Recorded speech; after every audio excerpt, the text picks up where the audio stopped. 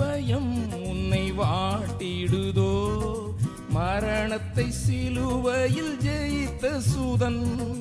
மரண பயம் உன்னை வாட்டிடுதோ, மரணத்தை சிலுவையில் ஜெயித்த சூதன். நித்திய ஜீவன் உனக்களிப்பா, இன்னும் ஏன் தாமதம் நம்பிடுவாய். சோர்ந்திடாதே சோர்ந்திடாதே இயேசு உண்டு, சோர்ந்திடாதே சோர்ந்திடாதே இயேசு உண்டு.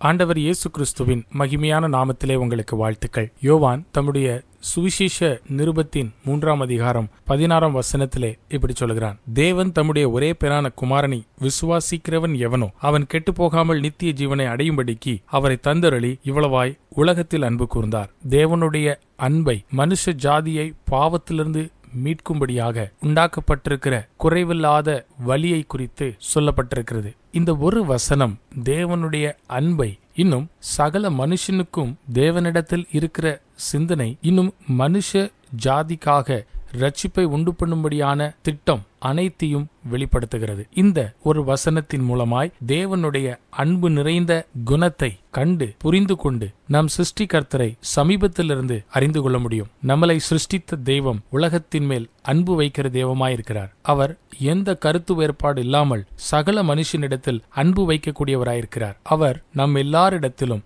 எல்லா மனுஷனிடத்திலும், நாம் எப்படிப்பட்டவர்களாய் இருந்தாலும் சரி, எந்த சூழ்நிலையில வளர்க்கப்பட்டிருந்தாலும் சரி, எந்த ஒரு சூழ்நிலையில இருக்கிறவர்களாய் இருந்தாலும் சரி, எல்லா மனுஷர்களிடத்திலும் அவர் அன்பு வைக்கிறார். அவர் விரும்புகிறது என்னவென்றால், பாவத்தின் வழியிலே நடக்கிற எல்லா மனுஷனும் அழிந்து போகிறதிலிருந்து தப்பிக்கொள்ள வேண்டும் என்று. பிரியமானவர்களே, சிருஷ்டிகர்த்தர் நீதி உள்ளவராயும் நியாயம் செய்யக்கூடியவருமாயிருக்கிறார். அதே போல பாவத்திற்கு தண்டனை கொடுக்கக்கூடிய தேவனாயும் இருக்கிறார். ஆனால் அது எல்லாவற்றிலும் மேலாக பார்க்கும் பொழுது மனுஷர்களிடத்தில் அன்பு கூறுகிற தேவனாய் அவர் இருக்கிறார். ஆகவேதான் அவர் ஒரு திட்டத்தை ஏற்படுத்தினார். தம் அன்பை வெளிப்படுத்தும் வண்ணமாக தம்முடைய பிரியமான குமாரனை, தம்முடைய ஒரே பேரான குமாரனை மனுஷ ஜாதிக்காக ஒப்பு கொடுத்தார். நாம் வாசித்த வண்ணமாக அவரை கொடுக்கும்படி தேவன் ஏன் முன் வந்தார்? தம்முடைய அன்பின் நிமித்தமாய் தம் குமாரனை அவர் ஒப்பு கொடுத்தார். நம்மளிடத்தில் அன்பு காண்பித்த வண்ணமாய் அவர் தம்முடைய ஒரே பேரான குமாரனை கொடுத்தார். அதற்கு பின்னான உத்தேசம் என்னவென்றால், யாரெல்லாம் அந்த குமாரன் மேல் விசுவாசம் வைக்கிறார்களோ